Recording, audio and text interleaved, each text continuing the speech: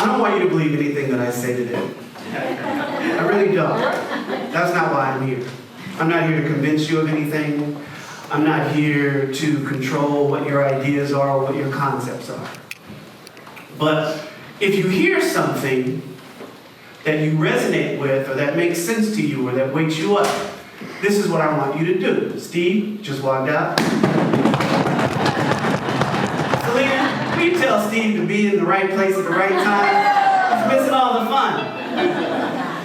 So for those of you that haven't been here when I'm usually here, I believe in participation.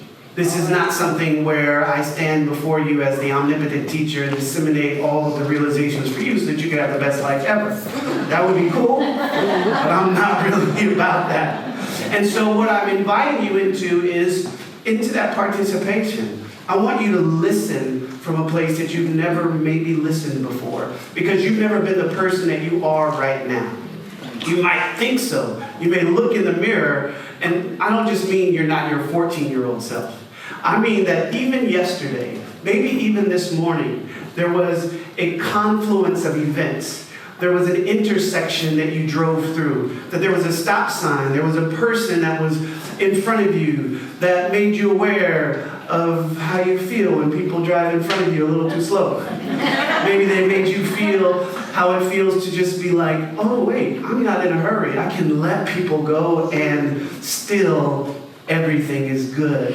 And so all of those opportunities that we continually have in our lives are the opportunities for us to access a version of ourselves that has never been before. Yes? Yes. All right. So as I get into my topic today, which is let's go in so we can get out, I love the intersection that I've found myself at today. Because Ram Dass is talking about placing yourself in a cage and armoring. How many of us at some point armored our heart? How many of us sometimes at some point realized that didn't work too well? You know, all of us were the living tin men and women of the world trying to figure out where the oil is so that we could, so that we could just be kind. You know, if you put your heart in armor, it's very difficult for you to be soft and tender. And a lot of times we realize on this journey that it's not the blunt instrument that we're called to be. While there are times when we need to be a blunt instrument, breaking up concrete, maybe knocking down a door or opening something up, that's not the way that we enter into a lot of delicate situations. And the reality is a lot of this journey that we call life is quite delicate. It doesn't mean that it's so delicate that anything that you do might just disrupt the entire time-space continuum and all of the Avengers movies will have never happened. Some people might appreciate if those movies never existed. Some people might have liked a little bit more the piano, just depends on what you're interested in. But either way, not the sourpuss face. Somebody's like, the piano, no. The idea of, Brian, always right on time. The idea of this is that there's so much going on, and yet life still is.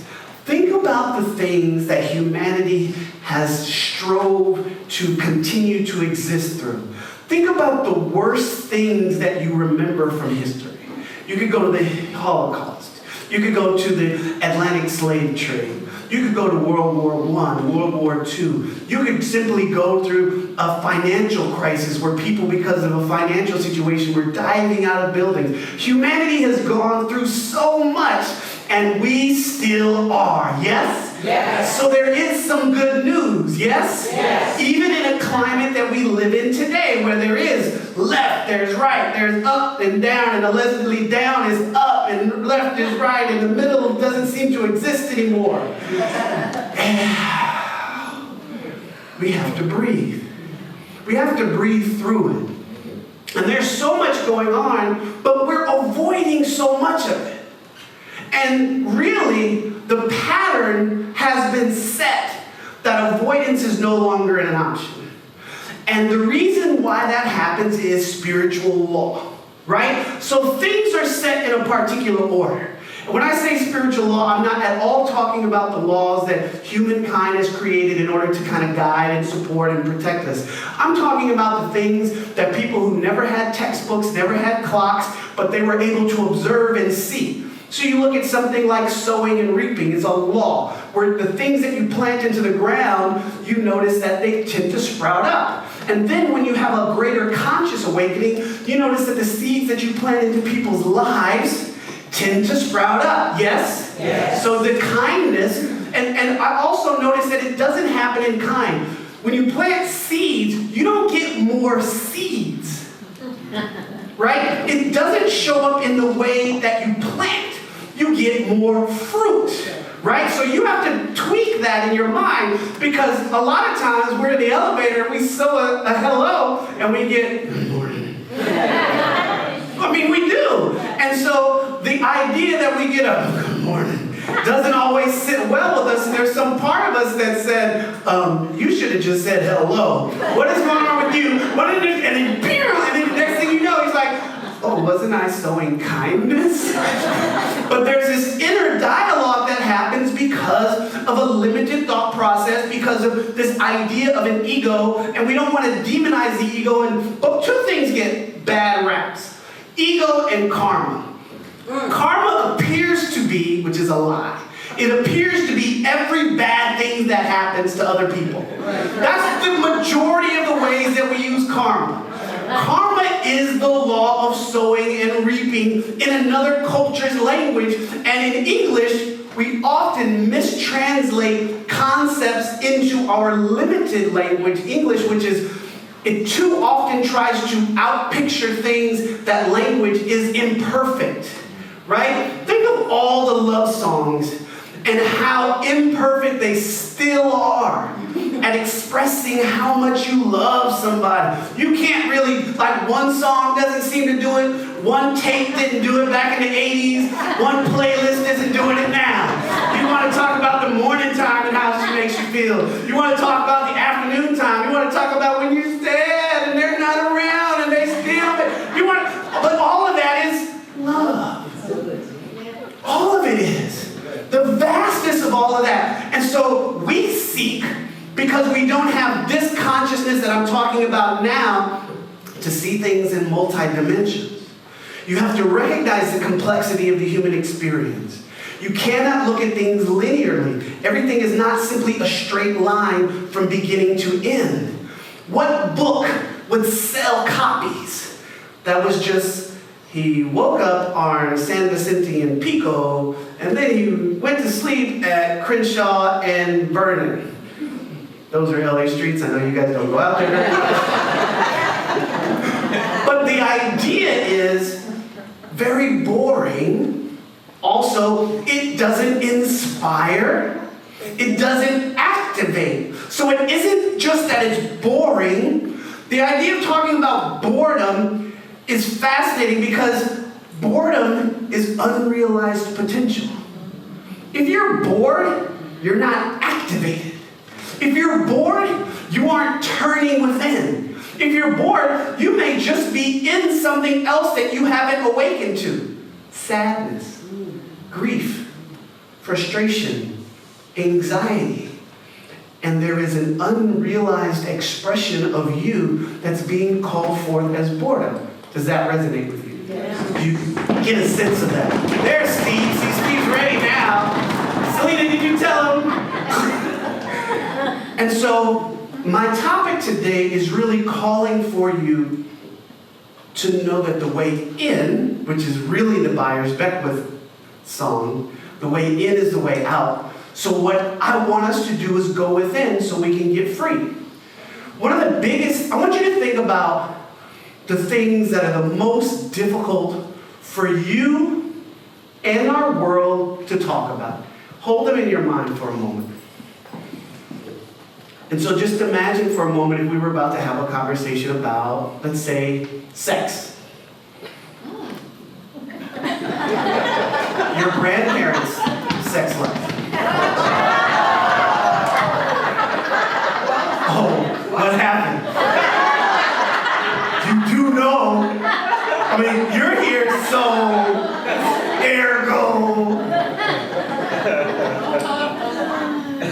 Let's talk about debt. Let's talk about premarital sex. Let's talk about HIV and AIDS. Let's talk about racism. Let's talk about homophobia and transphobia. Let's talk about xenophobia.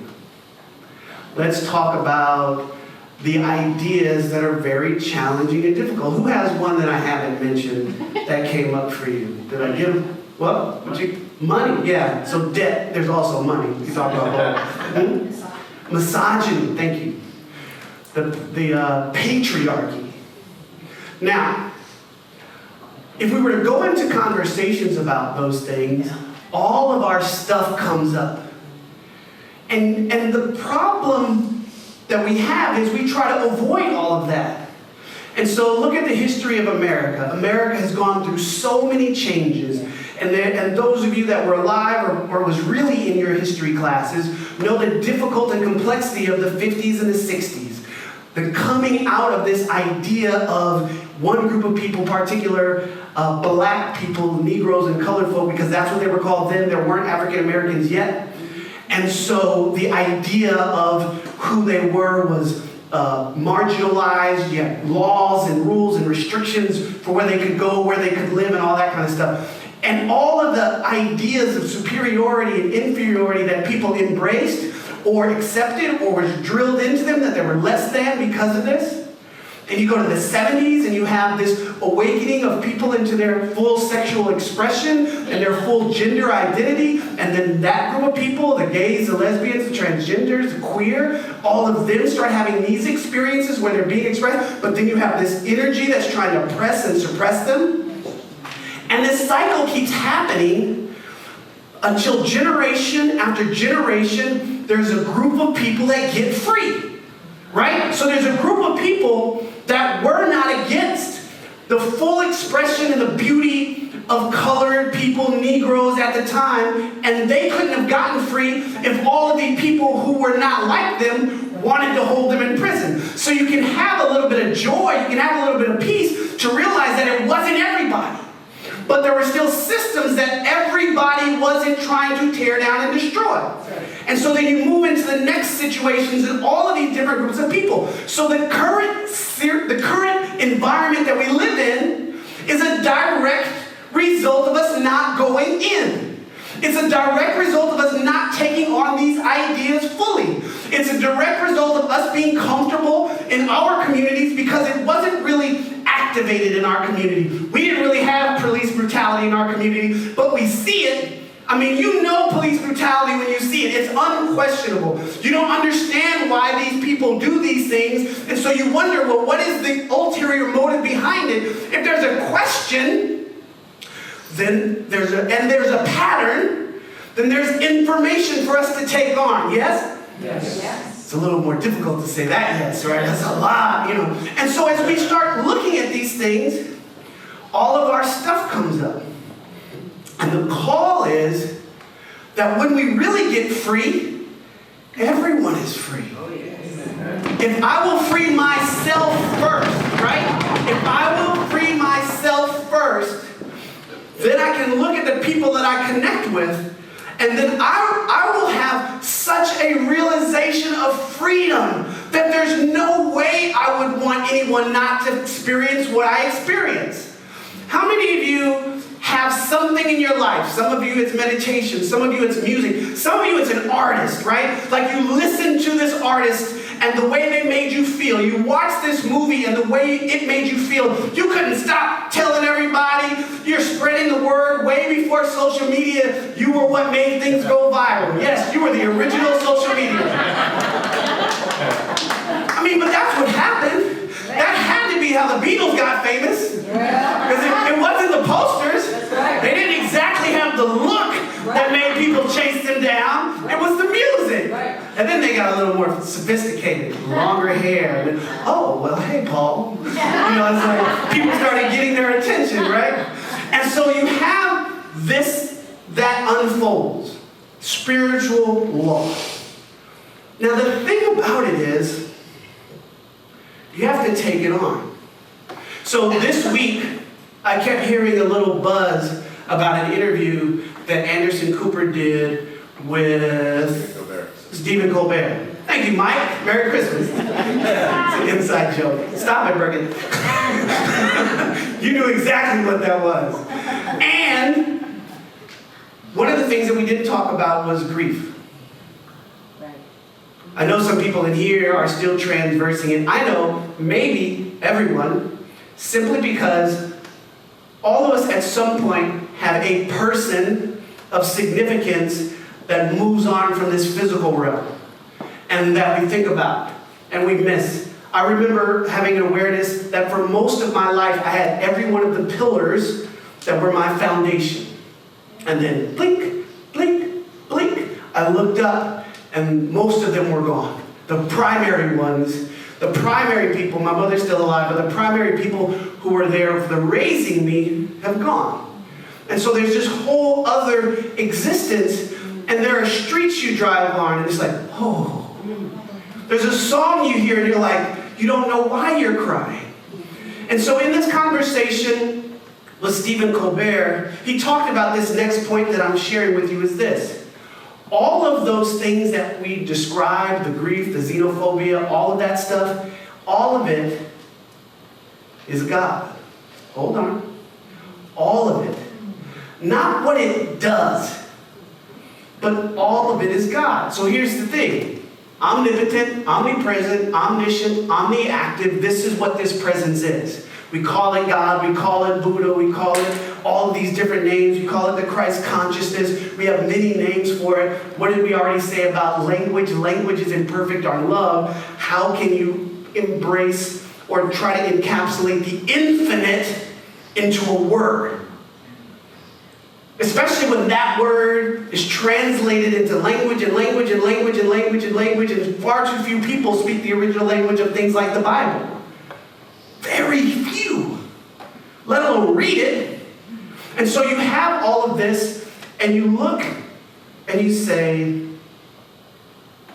where am I in this? Where is God in this? Where is God in a mother that loses a 3-year-old child? Where is a 3-year-old child who loses both of their parents? And Stephen Colbert began to share how he lost his father and two nearest brothers. He's one of 11. But the 2 brothers that were closest to him in a plane crash at 9 years old. And he looked at how that changed his life.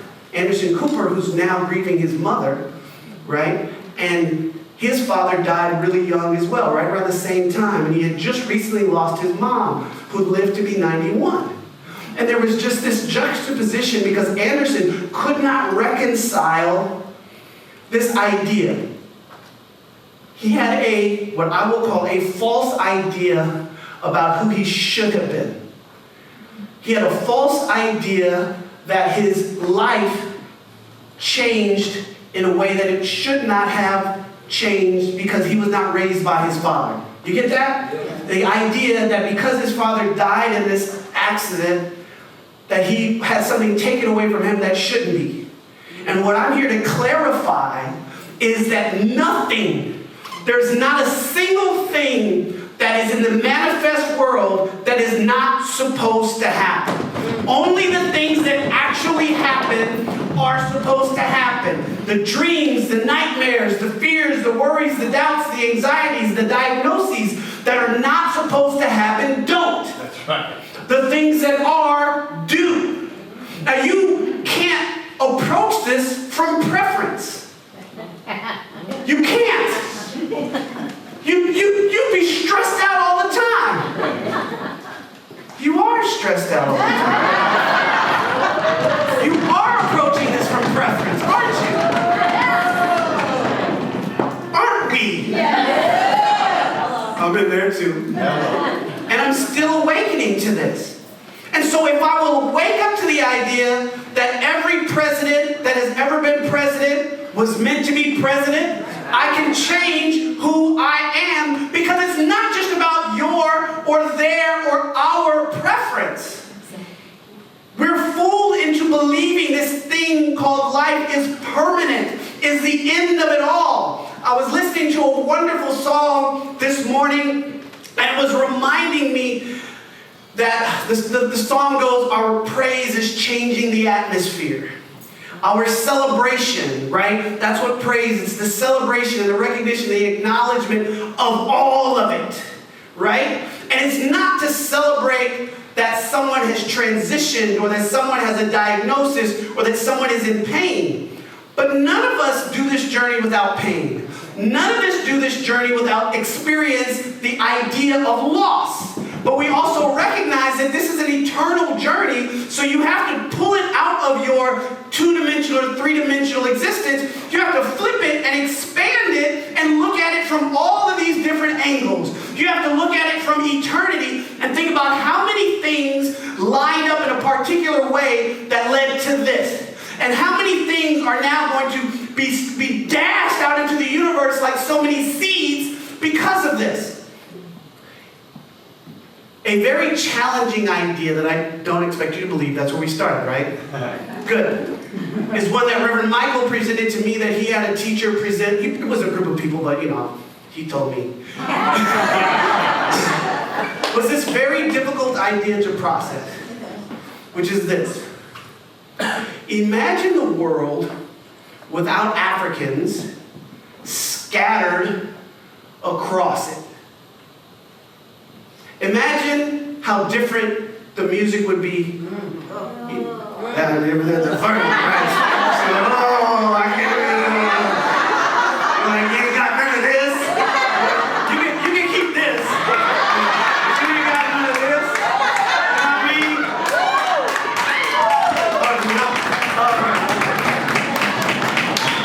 You wanted fun, Jessica. Right? But just think about it for a second. And the realization was, and it's a very complex idea, that the Europeans and the South Americans and all of these groups of people were all over the world, and they were doing their things separately. There were walls up around China and all of these different places, and everybody was keeping people out and people in. And unfortunately, or fortunately, there was a group of people on the continent of Africa that had a really clear understanding of something. And that understanding was that though you're different, I have no reason to destroy you. That's just a very simple difference. And because of that, they were in many cases destroyed and taken and kidnapped, and all this stuff began to happen to them.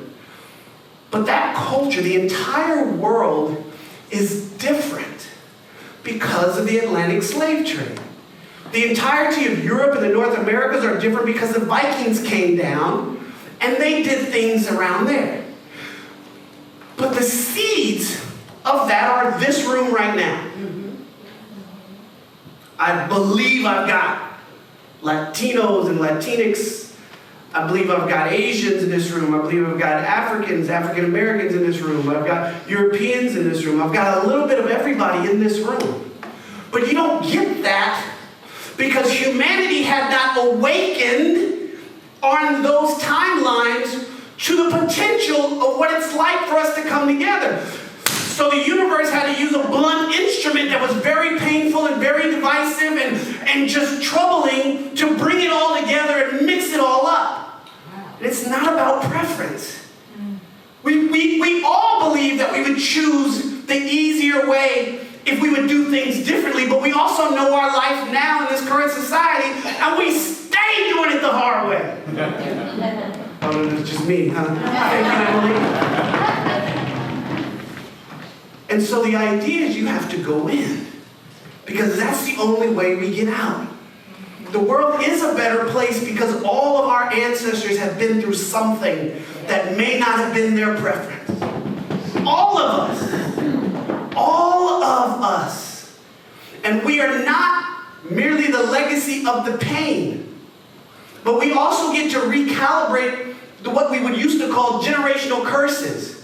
What we also used to call is the path and the reputation of our people. You know, not the stuff that's been manipulated. I mean, based on things that we did. If you were the son or daughter of a murderer, you get to stop the legacy of murder in your generation forward. You get to do that. And you can heal whatever ancestor through your spiritual work so that they can get free. But you can only do that if you go in, yes? Yes. Do you get that concept? Yes. So here's another concept I want to try to send to you really quickly. Imagine from the same idea that God is in all of this. Because it's the all in all, right? It's the all in all. So another way to look at it that's often illustrated is this. Think of your favorite author. And think of whatever book maybe they wrote. If you're not a big reader, you can do this with movies too. And imagine that all of the characters are within them. All of the idea of the character. The pain, the journey, the pathways, the relationships, the brokenness, the healing, the power, the lightsabers. Whatever it is. It's all in the author, yes? Yes. And then they put pen to paper or fingers to keys. And then it goes into that. Now, if you've ever read more than one book by an author, you can see the tone of who they are in their work, yes? Yes. They are in their work, and the work was and is still in them. Yes. That's this thing that we call the presence, that we call God. It's this creative force of energy. But anywhere that there is energy, which is everywhere, also we know from Einstein that energy, all things are made of energy, some moving faster, some moving slower. Energy can not be newly created. Everything already exists. And so it's a change of energy from one form to another. Water, ice, gas, yes? So that's what happens with everything. It doesn't come from nowhere, it already is. And so as you kind of get a hold of some of these things, they shift you from your limited concept and your limited approach to things. And it's not because you want to be able to say something complicated like that. It's because when somebody abuses your trust, you know first and foremost that has nothing to do with you. You didn't bring it on you. I want to say something a little more aggressive. I'm going to say, flip the law of attraction on its head, because the real principle is a law of radiance. The law of attraction, where Michael will tell us, it's a law of a language of convenience to say law of attraction, like you're drawing things in with some sort of magnetic force. But you can't draw in what you are not. So you raise your vibratory frequency to that thing, and so then you intersect with that thing, yes? Yes. The reason why a drill will or will not go through a piece of metal, wood, or concrete is because it gets to the frequency of that piece of material, and then it can go through it, yes? Yes. But here's the thing. As you move through these ideas and concepts, and you start doing this work and bringing this stuff up, you are called to look at all the areas and spaces where your stuff comes up. And you know you have opportunities for growth, work to do, when stuff comes up, right? And what we want you to do is when you think you've got it, vet yourself, right? Not send yourself to the veterinarian. Not what I mean. Wow, that worked. I wasn't sure if that would come out right. We want you to do the work that says, I pull out my 8 life structures. We generally talk about 8 life structures. We talk about ego. We talk about your mind and your beliefs. We talk about your finances. We talk about your relationships. We talk about your community. Talk about your health. We talk about your spiritual practice. And we bring all of these things into your conscious awareness, and you can look at them and you can say, how am I doing in relationships? And it's not just your romantic relationships, it's your friendships, it's your family. You just kind of go. And so you vet these things. And you look at all these places and you heal yourself and you free yourself. All of this is possible when you go in. Because when you go in and do the work inside you, you get free. I promise that your work on yourself changes the entire world. You are not on your own here. You never have been. You never will be. And the day that you say yes to your growth, development, transformation, healing, and liberation, you are saying yes to that same thing for other people. How many of you in here have a yes for people getting free? Yes. How many of you have yes for us ending these ideas like racism, xenophobia, homophobia? How many of you have a yes for that? Yes. How many of you have a yes for the entire world being prosperous, for everybody having the resources they need? Yes? Yes. Okay. I'm good. Let's turn within for a moment of prayer.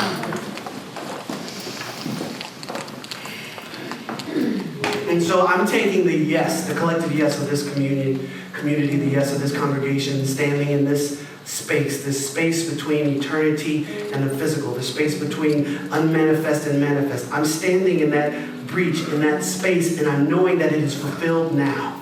I'm knowing that there any sort of walls, any sort of division, any sort of limited idea that has existed is dissolved now. I'm knowing right here in this place the fulfillment of dreams, of desires, of healing, of generational concepts, of limited ideas and limitations and healing are taking place now. I'm knowing that it is transmitting not just through this manifest reality, but into eternity. So I'm blasting this out into the time that is to come, what we call the future, and I'm knowing that it does not land on any of our seeds that we have cast into the wind. It doesn't land on our children or our great-grandchildren or our grandchildren, and it doesn't land on our grandparents' memory anymore because they are liberated. They are already one with eternity, so we know them as one with eternity, and so we heal that breach. We know that these things are transitioning. We know that we live in an impermanent world, but we also know that it's not being created or destroyed. It simply is. And so it is from that place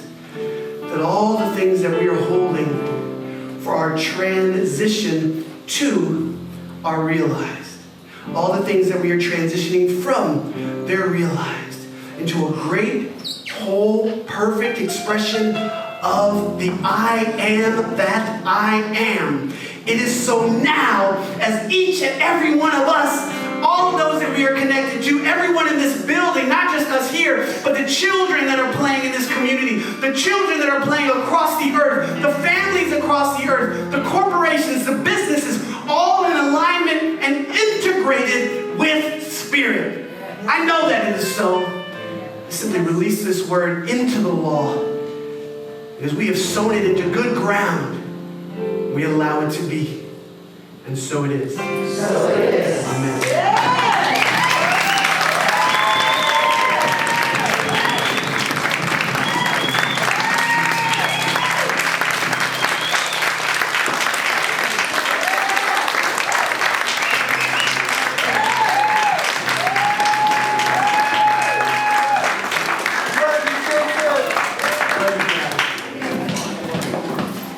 So, at this time, I'm going to invite you to an opportunity that we consider special and sacred, and that's our time of giving.